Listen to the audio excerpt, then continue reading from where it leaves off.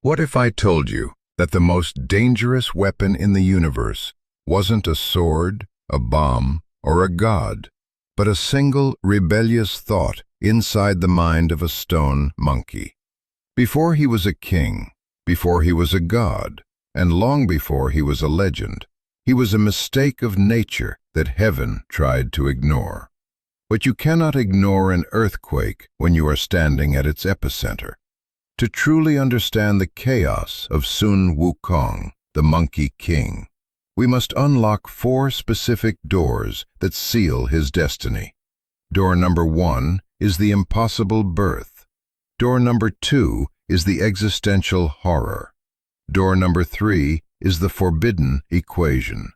And door number 4 is the weapon that should not exist. Stay with us, because what lies behind door number 4 doesn't just break bones, it breaks the very laws of physics. And once that door is open, there is no closing it. Imagine you are standing on the mountain of flowers and fruit in ancient China, a place where the air smells of sweet nectar and the wind carries the hum of magic. For eons, the elements nurtured a large stone, a geological anomaly imbued with the essence of heaven and earth. Until one day, the pressure became too great and the stone cracked open to reveal not a gem, but a stone egg. From this impossible egg emerged a fully formed monkey, a creature that could already run and climb, born with a fire in his eyes that would one day burn the heavens. He didn't just survive, he thrived, finding a tribe of monkeys and proving his dominance not by fighting, but by taking a leap of faith through a thundering waterfall to discover a hidden cave behind the curtain of water. By claiming this glittering, gem-filled abode for his people, he was crowned the handsome Monkey King. It seemed like paradise. The sunlight was warm, the fruit was plentiful, and the days were endless. But while his subjects feasted, a cold, dark realization was creeping into the king's heart, a shadow that would launch the greatest journey in mythology. You see, even kings bleed, and even legends die. Despite the luxury of his cave and the adoration of his subjects, the Monkey King was struck by a paralyzing unease because he realized that he and his family were still slaves to the brutal cycle of life and death. Imagine the moment the music stops at a party and you realize everyone in the room is slowly dying. That was his waking nightmare. Determined to cheat this fate, he abandoned his throne and traveled across vast oceans, wandering for years until he found the mountain home of the Taoist master Subhuti. This was not just a school, it was a factory for gods. Disguised as a traveler, he begged for entry, and Subhuti, recognizing the raw, chaotic potential within this stone creature, accepted him and gave him the name Sun Wukong, which means awakened to emptiness. But simply having a name wasn't enough. Sun Wukong needed power, and he consumed knowledge like a starving man. He mastered the 72 transformations, a suite of magic spells that allowed him to shapeshift, summon entities, and manipulate his own size, effectively making his power limitless. He learned to ride the clouds, and most importantly, he cracked the code of Taoist alchemy, controlling his breath and qi to halt his aging process, effectively hacking the biological system to become immune to the natural cycle of death. But immortality was just the lock. He still needed a key to break the world. When Sun Wukong returned home, he found a demon named the King of Havoc terrorizing his family, and in a flash of violence, he eliminated the threat. But he realized his bare hands were not enough to protect his kingdom forever. He needed an arsenal. This led him to a daring, almost suicidal heist in the Underworld, the realm of King Yama. When he was told his name was written in the book of life and death, marking him for eventual doom, Wukong didn't just argue, he rioted. Picture the scene: the smell of sulfur and ancient ink, the screams of the damned, and this singular monkey snatching the book of fate, dipping a brush in black ink, and violently crossing out his name and the names of his subjects.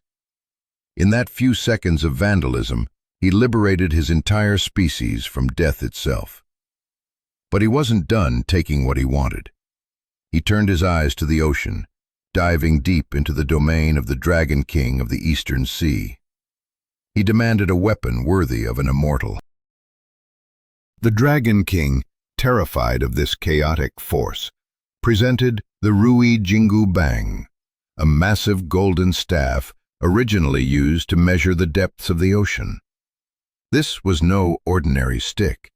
It weighed nearly 8 tons and could change size at will, shrinking to a needle he could hide in his ear, or expanding to a pillar that could shatter mountains. Clad in a suit of golden armor and phoenix feather cap extorted from the other dragon kings, Sun Wukong returned to the surface. He was now immortal, armed and armored. But while he celebrated his victory, he had forgotten one crucial rule of the universe. The nail that sticks out gets hammered down. High above the clouds, the Jade Emperor was watching, and the gears of a celestial war were beginning to turn. The Monkey King had the power, but he had just painted a target on his back the size of the moon. They tried to buy him off with a title, a desk job in the clouds designed to leash a hurricane. The Jade Emperor, the ruler of the entire celestial court, looked down at this monkey wielding an 8-ton staff and decided that warfare was too messy. So he offered Sun Wukong a position in heaven. It was a political masterstroke, or so they thought. They appointed him Protector of the Horses, a fancy title that was essentially a celestial stable boy. Imagine the humiliation burning in your throat when you realize the promotion you celebrated is actually a leash. When Wukong discovered that this position was a token role meant to keep him occupied and low-ranked, the shame didn't break him, it detonated him. He smashed his way out of the stables, returned to his mountain, and raised a banner that would terrify the gods for generations. The great sage equal to heaven. But this was just the opening act. What happened next wasn't just a rebellion. It was the single greatest heist in mythological history. Wukong didn't just declare war. He crashed the party. He infiltrated the royal peach garden and consumed the peaches of immortality, fruits that ripen once every few thousand years. Then, high on power and adrenaline, he drank the imperial wine meant for a heavenly banquet and broke into the laboratory of the high god Laozi, where he swallowed the golden elixirs of longevity like they were candy. He was now effectively immortal 3 times over, a walking, breathing paradox that could not be killed. The Jade Emperor had seen enough. He sent 100,000 celestial soldiers to crush this single monkey. Imagine the sky turning black with arrows, the ground shaking under the boots of an army large enough to conquer worlds. And in the center of it all, one monkey laughing. He defeated almost every warrior they threw at him. Even when they managed to trap him in Laozi's 8-trigram furnace to burn him into ash, the plan backfired spectacularly. Instead of killing him, the intense heat tempered his body like steel and forged his eyes into fiery golden eyes. granting him the ability to see through any illusion, though it left him with a permanent, agonizing weakness to smoke. When the smoke cleared and the furnace opened, Wukong emerged stronger than ever, a demon of vengeance that heaven could not digest. The emperor was out of options. He called upon Erlang Shen, a three-eyed warrior deity, and for the first time, Wukong met his match in a shape-shifting duel that tore through the sky. But brute force had failed, so the emperor played his final card. He summoned Buddha from the Western paradise. Buddha didn't bring an army, he brought a question. He challenged Wukong to a simple wager. If you can leap out of my palm, I will let you rule heaven. Wukong, arrogant and blinded by his own speed, accepted. He leaped to the very edge of the universe, finding 5 massive pillars holding up the sky. To prove he had been there, he wrote his name on one and, in a moment of supreme disrespect, urinated on it. But when he returned to gloat, the horror set in. The universe he had traveled was an illusion. The 5 pillars were just Buddha's fingers. He had never left the palm of his hand. In that split second of realization, the trap snapped shut. Buddha flipped his hand over, transforming his fingers into a massive mountain that crashed down upon the Monkey King. The rebellion was over. The screams of battle were replaced by the heavy, suffocating silence of stone. Sun Wukong, the great sage equal to heaven, was buried alive, pinned under the weight of his own hubris for 500 years. Seasons changed, empires rose and fell, and the monkey who thought he was a god was forced to wait in the darkness, imprisoned by the very earth he once hatched from. But destiny is a patient hunter. While Wukong rotted under the mountain, a new player was entering the game, a monk named Xuanzang, whose purity was about to collide with Wukong's chaos to start the real journey. The prologue is finished. The sentence has been served. Now the redemption begins. 500 years is a long time to wait for a second chance, especially when you are pinned under a mountain with nothing but moss and regret for company. But while the Monkey King sat in his stone prison, a nightmare was unfolding in the palace of the Tang Emperor that would change the course of history. To understand how a monkey, a monk, and a dragon became the world's strangest team, we must open 4 doors. Door number 1 is the Emperor's nightmare. Door number 2 is the unbreakable seal. Door number 3 is the golden torture device. And door number 4 is the prince on death row. Stay with us, because the road to the west is paved with good intentions and very, very hungry demons. Imagine you are Emperor Taizong, the most powerful man in China, waking up in a cold sweat because you just walked through the underworld. In his dream, he saw the spirits of the dead suffering in agony, a vision so visceral it shook the foundations of his soul. Desperate for salvation, he commissioned a mission that sounded like a suicide pact: walk thousands of miles to the western heaven in India to retrieve sacred Buddhist scriptures that could save his people. But who would be crazy enough to walk through deserts filled with monsters? Enter Xuanzang, a monk so pious and determined that his spirit was made of iron, even if his body was made of flesh. The emperor gave him a golden robe and a magical staff. But Guan Yin, the goddess of mercy, knew that prayers alone don't stop demons. She knew Xuanzang needed a weapon, and the ultimate weapon was waiting under the 5 Elements mountain. When Xuanzang arrived at the mountain, he didn't find a monster. he found a legend buried in the dirt. Guided by a vision, the monk climbed the rocky slopes and found the stone tablet that sealed Sun Wukong's fate.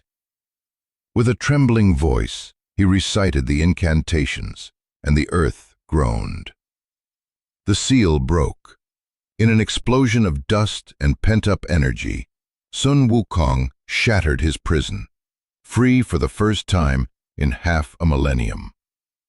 He pledged his loyalty to the monk, eager to atone for the chaos he caused in heaven. But let's be real, you don't just unleash a nuclear bomb and hope it behaves. Guanyin knew Wukong's nature was wild and violent, so she gave Xuanzang a failsafe, the golden circlet.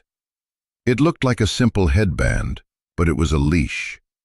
She taught the monk a specific mantra, and when he chanted it, the band would tighten around Wukong's skull, causing excruciating pain to keep his impulsive rage in check. The Monkey King was free, but he was now bound by a headache that could bring a god to his knees. Their first test wasn't a demon, but a family dispute turned deadly. As they traveled toward the western heaven, they encountered a raging river and a fierce dragon named Aolai. This wasn't just a beast. This was the third son of the Dragon King of the Western Sea, a prince living in disgrace because he accidentally set fire to his father's precious pearls. Banished and sentenced to death, he was hiding in the river when he saw the monk and attacked, mistaking him for a meal. Wukong leaped into action, his golden staff clashing against the dragon's scales in a battle that churned the waters. But just before Wukong could deliver the final blow, Guanyin intervened again. She offered the dragon a deal, redemption in exchange for servitude. The dragon agreed and transformed into a magnificent white horse to serve as Xuanzang's steed. Now the team was forming. A monk with a mission, a monkey with a headache, and a dragon pretending to be a horse. But the road ahead was dark, and the shadows were watching. You think the scariest thing in the dark is a monster with fangs, but true horror often wears a smile and holds a prayer bead.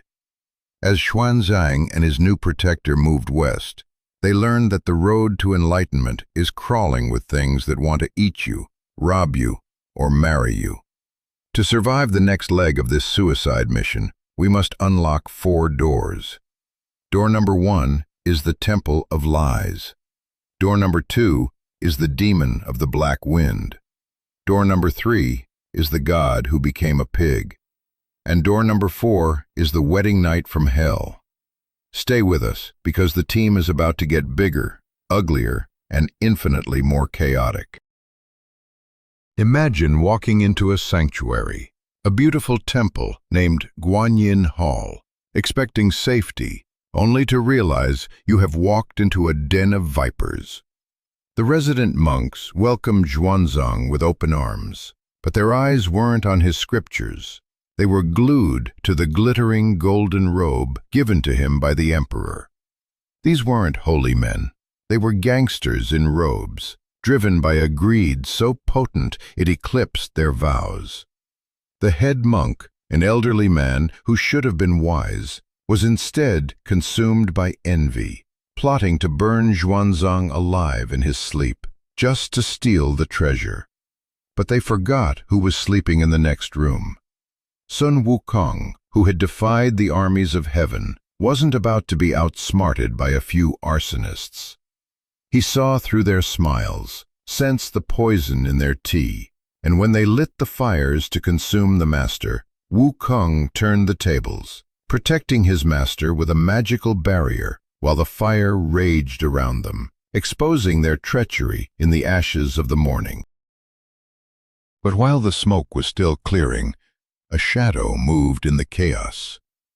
A terrifying entity known as the Black Wind Demon saw the confusion as an opportunity and snatched the precious cassock, vanishing into the mountains. Wukong tracked him to his lair, expecting a quick fight, But this demon was different. He was a master of the wind, capable of standing toe-to-toe with the Monkey King. The clash was Titan against Titan, steel against wind.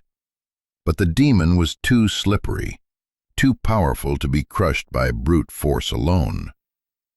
Realizing that his golden staff couldn't hit what it couldn't catch, Wukong swallowed his pride and flew to the South Sea to beg for help from Guanyin. She didn't give him a weapon of war. She gave him a bottle of pure water and a strategy. Together they tricked the demon, using the water to weaken his defenses until Wukong could reclaim the robe and force the demon into submission. With the robe back and a lesson learned, the duo arrived at Gao village, a place paralyzed by a very different kind of fear.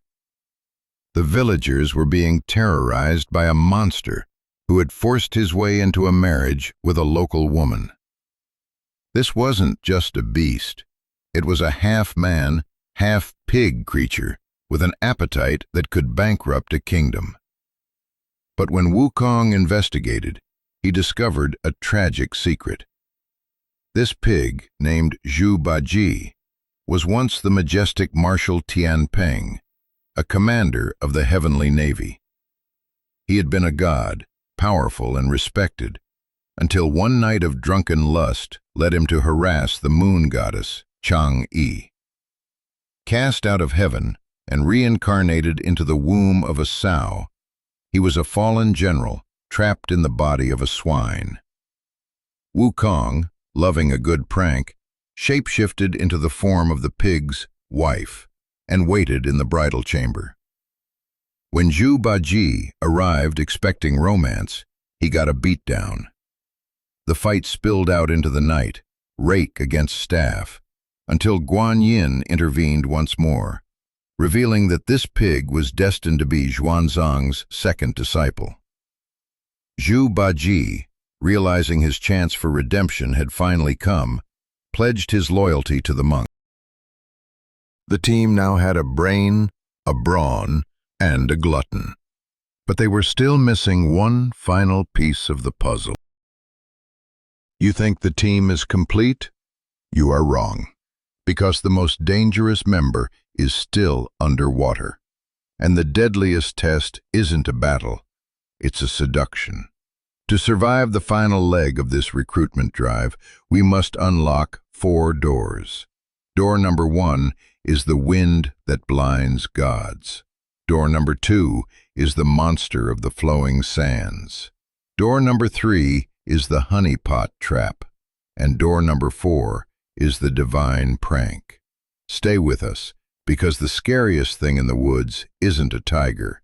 It's a beautiful woman asking if you're lonely. Imagine a wind so powerful, it doesn't just blow down trees. It tears the very fabric of your senses. Shortly after leaving the pig's village, the group stumbled into Yellow Wind Ridge, a desolate place ruled by a demon who specialized in atmospheric warfare. First, they were baited by a ferocious tiger demon, a decoy designed to separate the master from his protectors. While Wukong and Zhu Baji demolished the tiger with a violence that shook the hills, the real threat, the yellow wind monster, swooped in and snatched Xuanzang. When Wukong tracked the beast to its cave, the monster unleashed a storm of such intensity that it didn't just push Wukong back, it blinded him. Remember, Wukong's eyes were forged in a furnace, capable of seeing through any illusion, but they had one fatal weakness: smoke and abrasive wind. For the first time, the Monkey King was grounded, his greatest weapon turned into his greatest liability. He had to fly to the southern heaven to beg Lingji Bodhisattva for a countermeasure. Armed with a magical fan capable of freezing the wind, Wukong returned, dissipated the storm, and revealed the monster's true form: a yellow rodent that had stolen oil from a celestial lamp. But the water is often deadlier than the wind. Their path was blocked by the flowing sands river, a body of water so treacherous that feathers sank like stones. Bursting from the depths came Sha Wukong, a terrifying river monster with a necklace of skulls and a weapon that looked like a monk's spade. He wasn't born a monster. He was created by bureaucracy. In a former life, he was a curtain-lifting general in the heavenly court, a high-ranking officer who made one singular mistake. He accidentally broke a crystal goblet belonging to the Queen Mother of the West.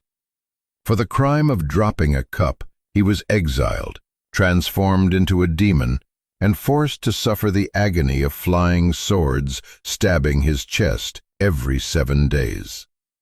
He attacked Xuanzang, believing the flesh of a holy man would cure his pain, leading to a stalemate battle against Wukong and Baji. Once again, Guanyin had to intervene, revealing that this monster was the final piece of their puzzle. Sha Wukong, desperate for redemption, shaved his head, pledged his loyalty, and joined the pilgrimage. The squad was finally assembled: a monk, a monkey, a pig, a dragon horse, and a fallen general. But their unity had to be tested, and the gods have a twisted sense of humor. As the group traveled, they found a wealthy estate inhabited by a widow and her 3 beautiful daughters. This was the 4 Saints Try Zen Mind test. The women offered the disciples everything: food, shelter, and even their hands in marriage. Wukong saw through the illusion immediately, his fiery eyes recognizing the disguised bodhisattvas. But he stayed silent to let the others prove themselves. Xuanzang, the stoic monk, refused with polite firmness. Sha Wukong, the grim penitent, declined. But Zhu Bajie, the gluttonous pig, fell for it, hook, line, and sinker. Blinded by lust and greed, he tried to arrange a marriage with one of the daughters, sneaking back to the house for a rendezvous. The women tricked him into wearing a vest that turned into ropes, binding him tightly and hanging him from a tree to dangle in the cold night air. When the sun rose, the mansion vanished, leaving Bajie humiliated, and the group with a stark lesson. The journey to the West is not just a physical trek. It is a spiritual gauntlet where your own desires are the demons. We end this chapter with a haunting realization. Look closely at the heroes of this story. Sun Wukong, a terrorist who declared war on heaven. Zhu Baji, a general banished for sexual harassment. Sha Wukong, an officer exiled for breaking a cup. And Ao Li, a prince sentenced to death for arson. This isn't a team of saviors. It's a suicide squad of convicts. The irony of Journey to the West is that the people saving the world are the ones the world threw away. It forces us to look in the mirror and ask, are we defined by our worst mistake or by the distance we are willing to walk to fix it? In a world that demands perfection, this story argues that broken things are often the most powerful weapons we have. So, I leave you with a choice. Do you hide your cracks, pretending they don't exist, or do you fill them with gold and let them become your armor? If you want to see how this band of misfits takes on the entire demon world, hit that subscribe button. The prologue is over.